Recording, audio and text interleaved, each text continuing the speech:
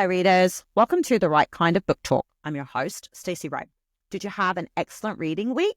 What did you do this weekend? I spent my weekend making and packaging bookmarks. My poor hands.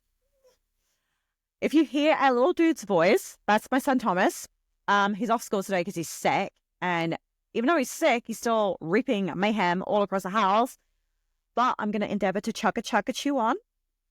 So it's March 4th, 2025, and this is episode 17, Tropes, the new way of reading and reviewing books. I've noticed a lot of book reviews lately come with a list of tropes and very little in the way of conversational reviewing. It seems to be becoming really popular. Like, a lot of readers use tropes as a way of picking books. So you can clearly see the evolution of how we pick our books is adapting.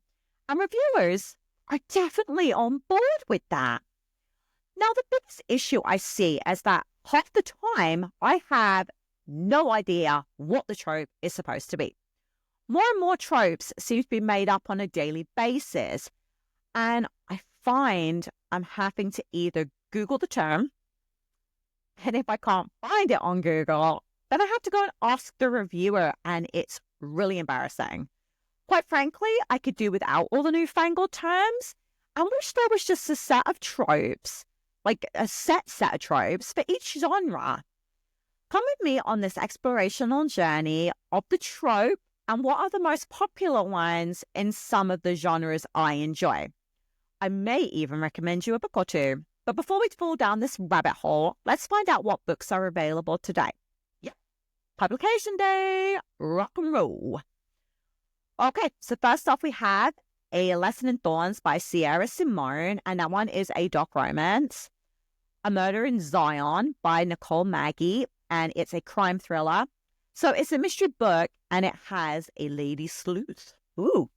A Touch of Shadows by Jessica Thorne, and that one is a romantasy. Blood Moon by Sandra Brown, and it's a romance thriller. I love Sandra Brown. Broken Country by Claire Leslie Hall, and it's a women's fiction novel. I really am not a fan with they calling it the genre that. I hate that. Bulletproof Barista by Claire Coyle, and it's a mystery. Coming Home by Jessica Lane, and it's a small town romance. Finlay Donovan Digs Her Own Grave by Elle Cosimano, and it's a mystery romance and one of my absolute favorite series. So you should just go and grab all the books right now. Run. Don't walk. Run. Loving the book start today. I'm not going to lie. Great selection. But what exactly is a trope?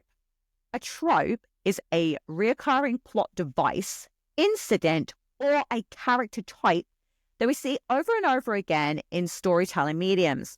They are used to provide a comfortably familiar story that lulls a reader into a sense of security. They know what to expect.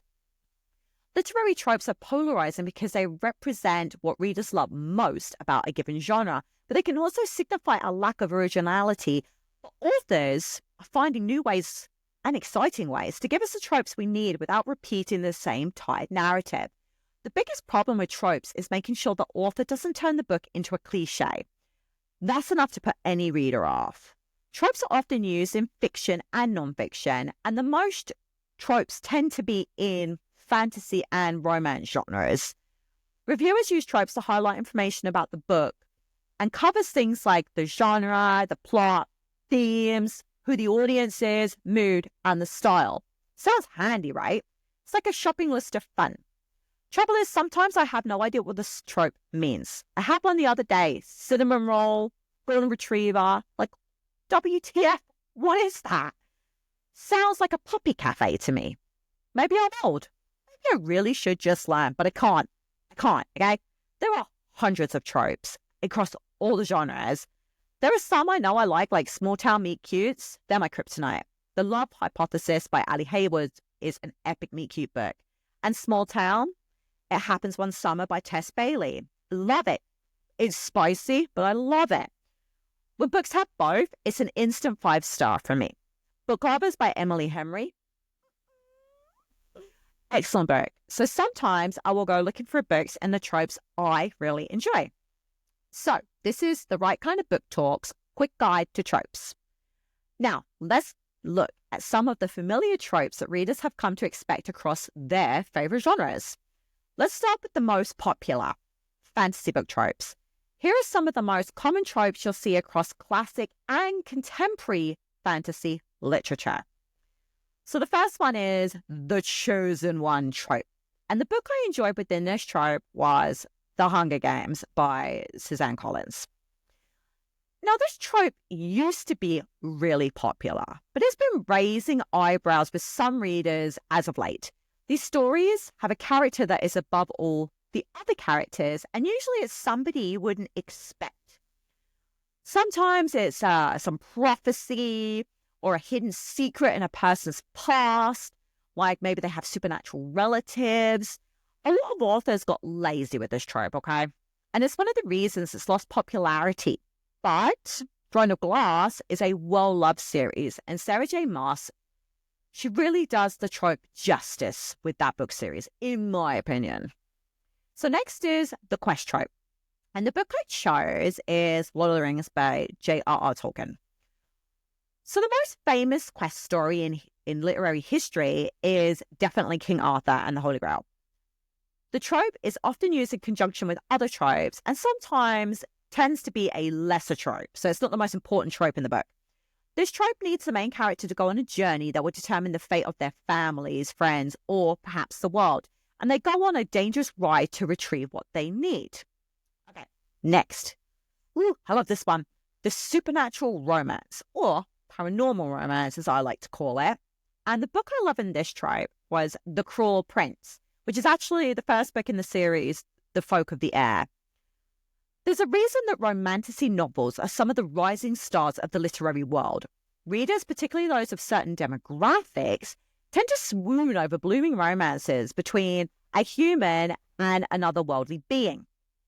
Things like vampires, werewolves, gargoyles, centaurs, fairies, mer people, ghosts, zombie ghosts, fallen stars, demons, angels, and just about any other vaguely humanoid, magical creature you could think of. And they're all fair game.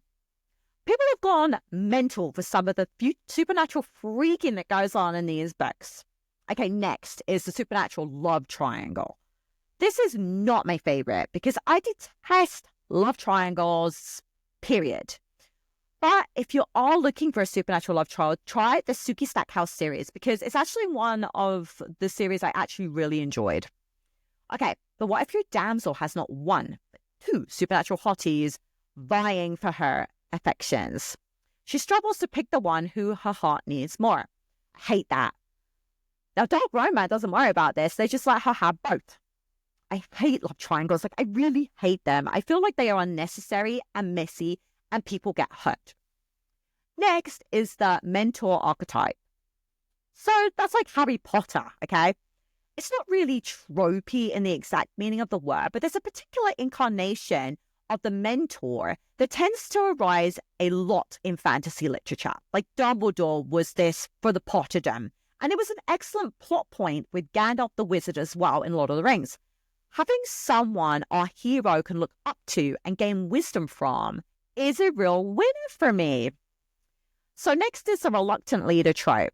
And I love this series, okay? Black Dagger Brotherhood. And it fits this bill with perfection, all right? So this is basically where a lead character is thrust into a leadership role despite not wanting the position, often due to lack of personal ambition, a preference for a quieter life, or maybe they fear the responsibility. But eventually they do step into the leader role because it's necessary. Usually it's because they have a strong moral compass or the needs of the group outweigh their own needs. Now, it's a great trope because they feel the anxieties and regular fears like we do as us as humans, which makes it really easy to relate to. Next, the secret society trope. I don't read a lot in this trope in the fantasy genre, but I did pick Legendborn for my book. Is there anything more thrilling than discovering a centuries-old elitist organization which may or may not sacrifice unwitting virgins in exchange for shadowy power? Or perhaps a centuries-old elitist organization which protects unwitting humans from forces beyond their comprehension? This is actually a fan favorite trope, which offers the potential to explore powerful themes like segregation, classism, and identity. So next, the hidden world trope. Ooh, okay, let's go with Zodiac Academy.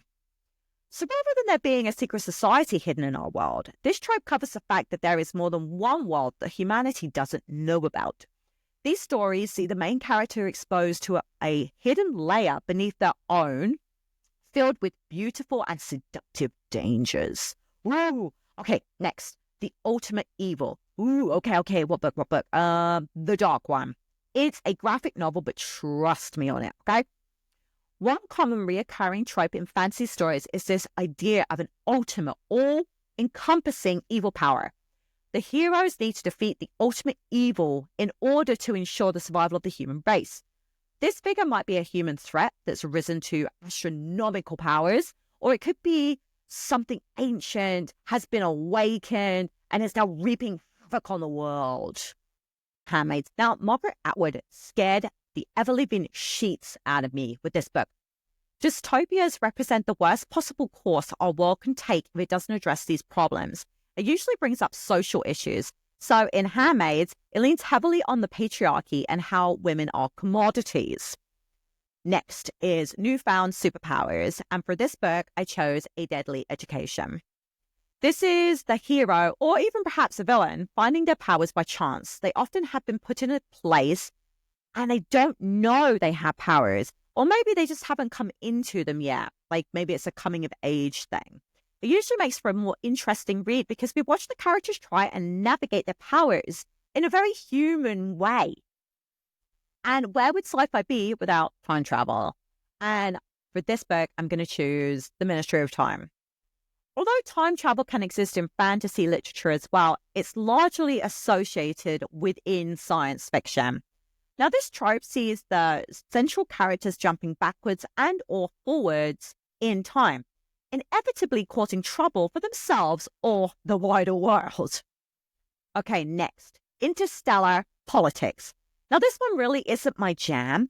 I did really enjoy the Illuminae files. Now, in these stories, the plot revolves around the contentious communication between planets or solar systems. They often come to blows with war, or there could be some espionage. Now, these books are loaded with action and usually have really complex themes. So next is alternate universes. Now, I have picked the book 11/22/63. It was such an amazing book, okay? Stephen King nailed it. Could there be a parallel universe in which you made a different choice or took a different path? Now, with this book, the only limit is your imagination. We get to see the success or failures out of the changes that the person made, kind of like the butterfly effect. Next. Okay, I haven't read any books in this trope, which is creepy robots, but I do really want to read iRobot. Usually there'll be some kind of robot with a humanistic body and not AI. Okay, what was that movie called with the robots? You know, the one with Jude Law? He was a sex robot.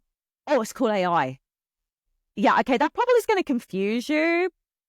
It probably wasn't the best example, but they had real bodies, which is what I was trying to illustrate. Okay, next is genetic engineering. Now, I just finished the one by John Mars, and it was awesome. So let's say you could design the perfect baby, or maybe the perfect partner, or maybe upgrade yourself when you need a post-divorce refresh.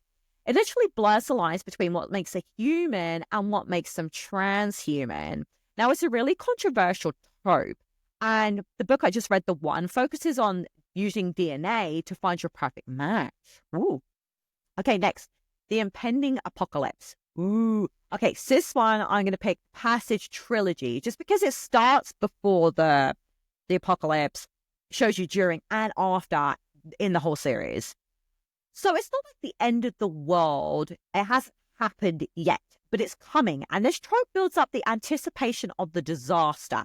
They usually follow humans making a disastrous mistake that takes out half the population, or they turn on some machine and it causes earthquakes, and that wipes out the grid and the food supply.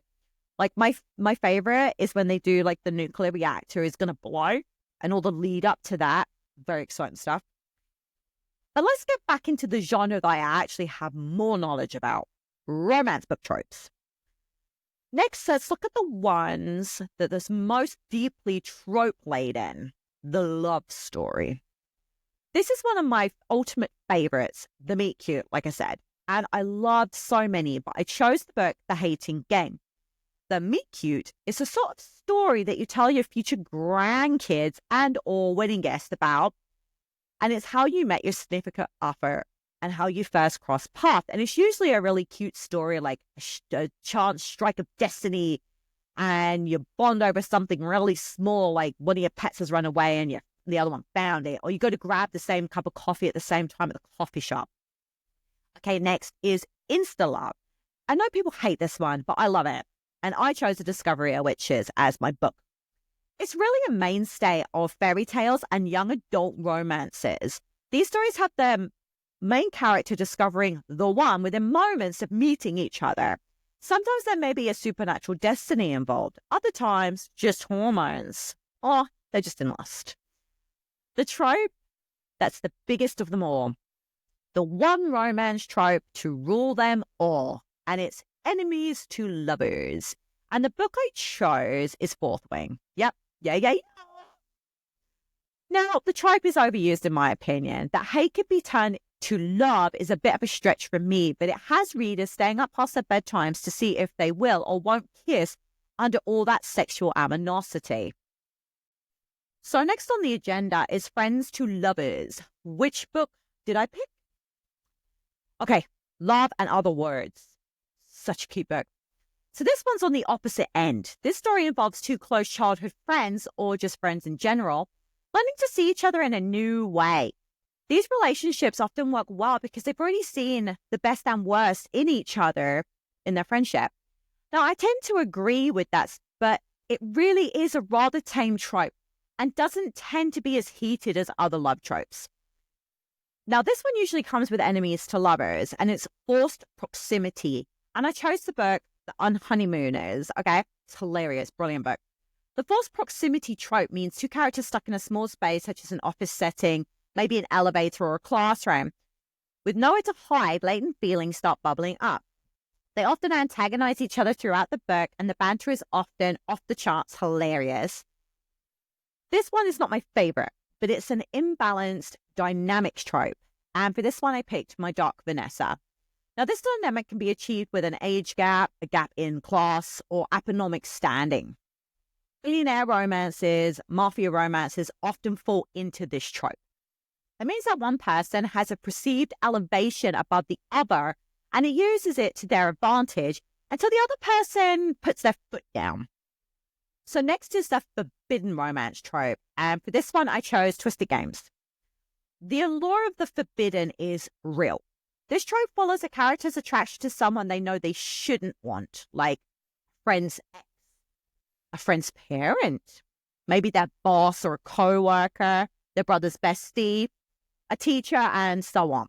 Now, these stories can be engaging, but their messages need to be handled with care, especially if the romance might be considered immoral or illegal. Now, this trope is a bit overdone, and it's the fake dating. Okay, so The Bodyguard. Okay, this trope sees two characters pretending to date or marry in order to fill some pressing external need. Maybe one needs a date to their cousin's wedding, or their well-meaning aunt won't stop trying to set them up with their accountant's son, and they need a buffer.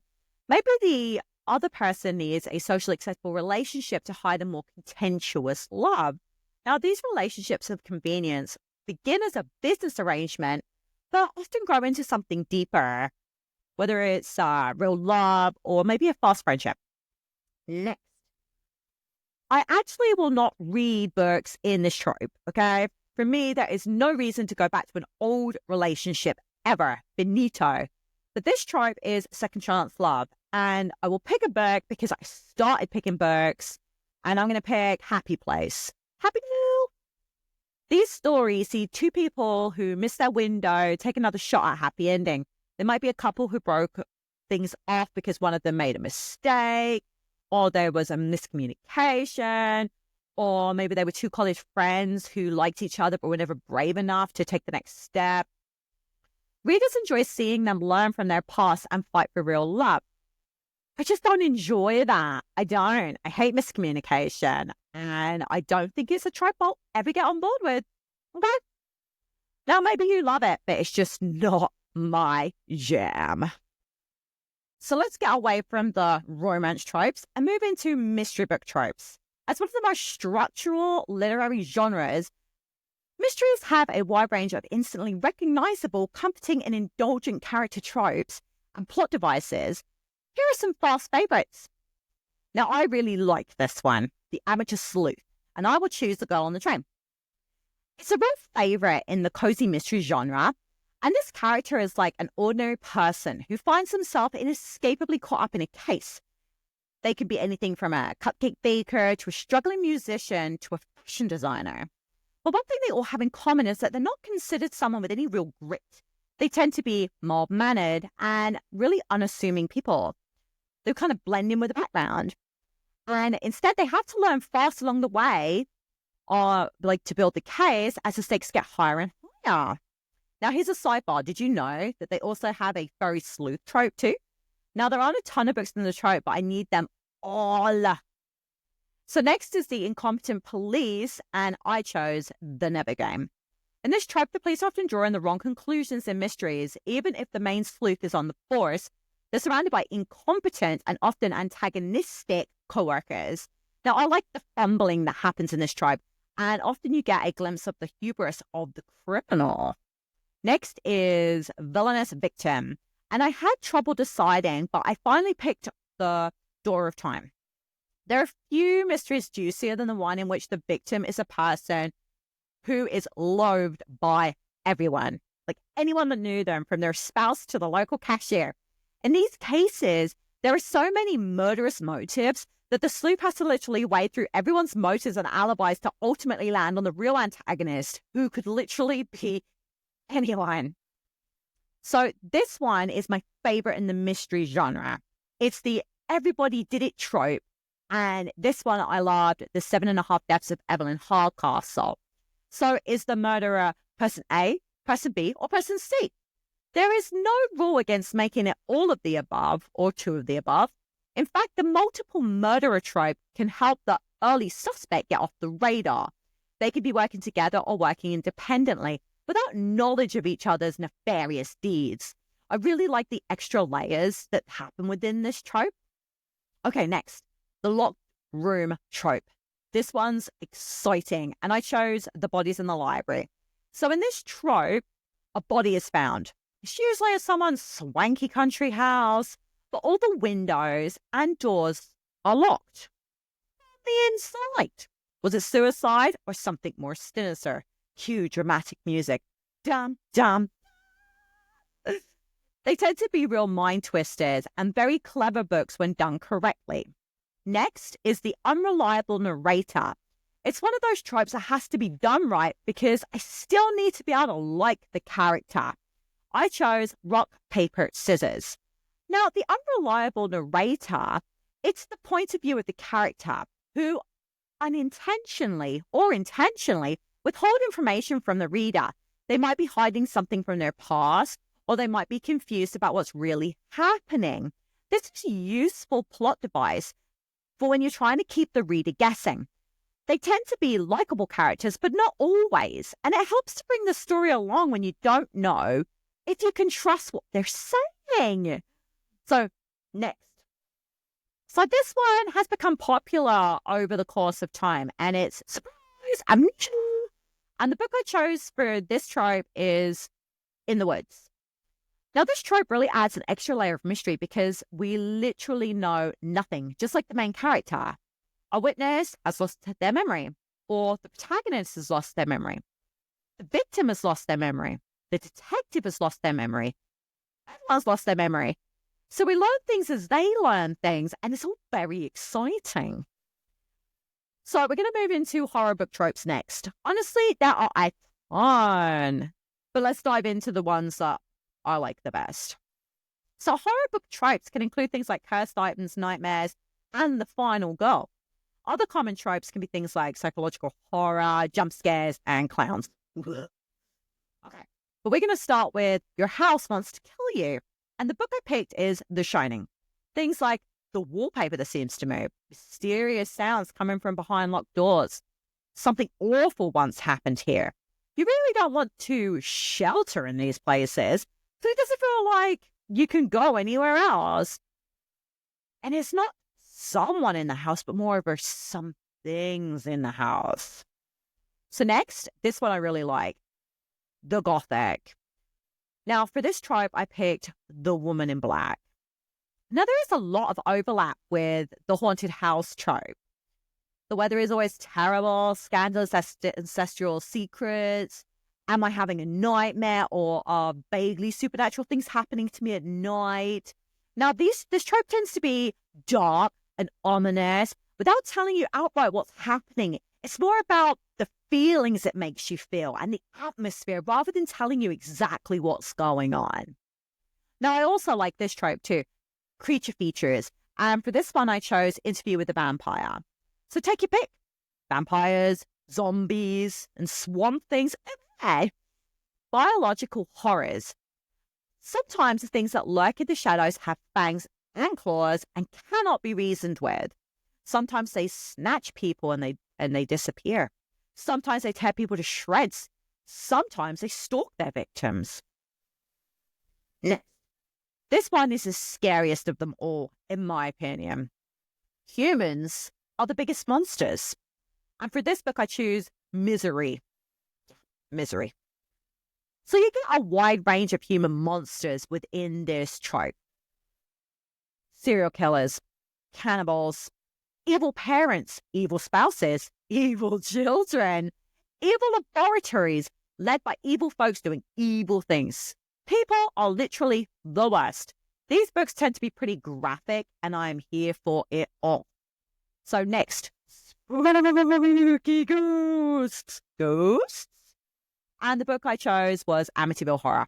Now, you can overlap with the haunted house trope again, and this one often has the lead character wondering, am I going crazy or am I being haunted? And it's mostly by unfriendly spirits, rattling the pots and pans, and there's no one home, moving furniture, the ghosts, trying to get them out of the house, or maybe they need to sacrifice someone to come back to the world of the living. Ooh. Okay, next is Ancient Evil is Stalking You, and the book I chose is Imaginary Friend. What did you do? Oh no, you awakened something you shouldn't have. Oh no, now you keep seeing that thing out the corner of your eye. Oh no, it's getting closer. No.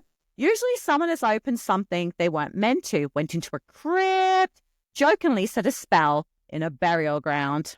Look, I'm going to stop here, okay? There are hundreds more. I literally just picked some at random, ones that I knew that I liked, and some of the ones that I knew I didn't but were popular. And I didn't even get to cover all the genres. Like, if you want more, let me know and I will do another episode. But one thing I did do was I asked what tropey things people hate on Facebook. And you know what? They didn't disappoint, okay? So this person was like, I hate when the celebrity falls in love with someone because she doesn't recognize him. And that's a change for him. She's a normal girl who's more beautiful than she realizes.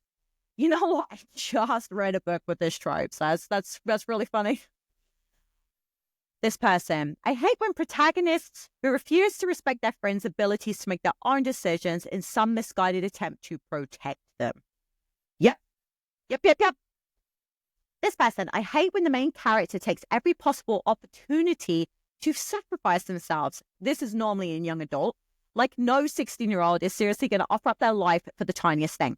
And we know that they're not actually going to die, especially when it's only halfway through the damn book. It's so unrealistic and so predictable. And quite frankly, no 16-year-old is that good of a person. Yeah, facts. This person says, I hate when they use tragic backstories that are never brought up again after they're introduced or have affected the character, only ever used for cheap sympathy. I can see how that would annoy you. I've never actually come across that myself, but yeah, that would really irritate me as well. I'm with you on that. So this person was pretty funny, okay? She said, I hate the twin trope. As a twin myself, pretty much every twin-related trope you can think of No, we're not creepy. We're not psychic. We're not two halves of the same coin. One of us is not the evil one, and we don't want to have sex with you. Thanks. I'm sorry, that last part really made me laugh. Now, this person was like, I hate when conflicts that could be solved by talking like regular humans, because it always starts with a misunderstanding. But rather than just speaking to each other, they storm off. Or if they talk, they just say, please listen to me, or you got it all wrong. Instead of just saying whatever the misunderstanding was. This all day long, okay? This is what I was trying to say about the trope with misunderstanding. Hate it. I hate it, hate it, hate it. So which tropes do you hate? Are there any that maybe you really love and you will seek them out on a regular basis? And does it help you when they're in the reviews stating what trope they are? Do you think tropes play a role in how you choose books? Now, next week, I'm going to dip my toe into the mania of book talk made me do it and the role that social media plays on our book buying habits. I really hope you've enjoyed this episode. If you did, please hit that subscribe button. youtube.com/at the right kind of book talk. You can follow me on TikTok at right.kind.book.talk. Instagram at the right kind of book talk. I also have a Facebook page. It's at right kind book talk. No dots in that one. You can always email me, the right kind of book talk at gmail.com. I'm always looking for feedback, new topics, whether you want to come on the show. I'm still waiting for that elusive episode. I don't care what you want to talk about. Just email me. We'll do it. We'll figure it out. I promise. Now, you can find the right kind of book talk on Spotify, Apple Music, RSS, Apple Podcasts, Player FM, Amazon, and pretty much anywhere else you can find a podcast. Give me a follow on any of these, and you could be in with a chance to win bookish prizes. Send a friend to my YouTube channel, and they subscribe. You then double your chances of winning. Like at this point, I'm just going to start throwing bookmarks in the mail and just making you guys do it. I really want you to have the reading day you deserve, and I will see you next week. So this is Stacey Wright signing off from The Right Kind of Book Talk. Take care, guys.